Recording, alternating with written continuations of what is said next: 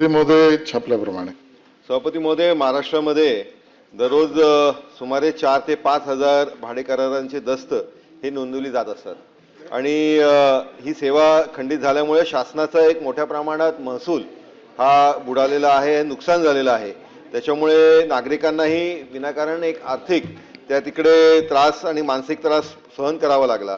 तर उत्तरामध्येही सभापती महोदय शासनाने मान्य केलेलं आहे की तांत्रिक दोष झाला आहे आणि प्रमुख कारण माहिती तंत्रज्ञान संचालनालयाच्या कडनं UIDAI जे संबंधित डिजिटल प्रमाणपत्र आहे हे कालबाह्य झालं।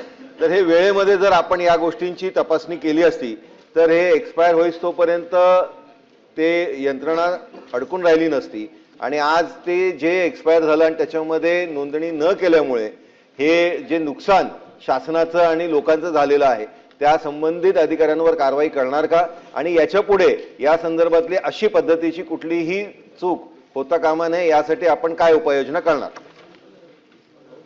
सभापती महोदय, हे खरं आहे की 22 डिसेंबर 2025 ते 2 जानेवारी 2026 या 11 दिवसामध्ये आणि मग 11 जानेवारी 2026 ते 13 जानेवारी 2026 अशा 3 दिवस म्हणजे 2 टप्प्यामध्ये 14 दिवसामध्ये अशा पद्धतीचं निदर्शनास आलं की विशेषतः IGR नोंदणी महानिरीक्षक कार्यालयातून आधारचे जे ट्रान्झॅक्शन होतात त्याच्यात जवळजवळ 40 ते 50 हजार ट्रान्झॅक्शन्स होत असतात।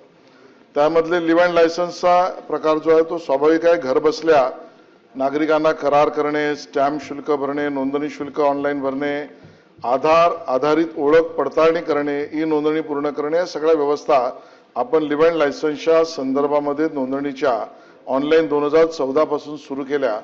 त्या 14 दिवसात खंडित झाल्या किंवा त्याच्यामध्ये तांत्रिक दोष झाला।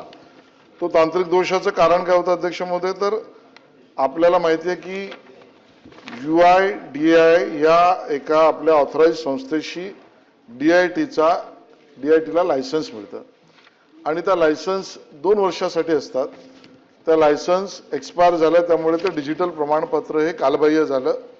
ते रिव्ह्यू करण्याची आवश्यकता होती।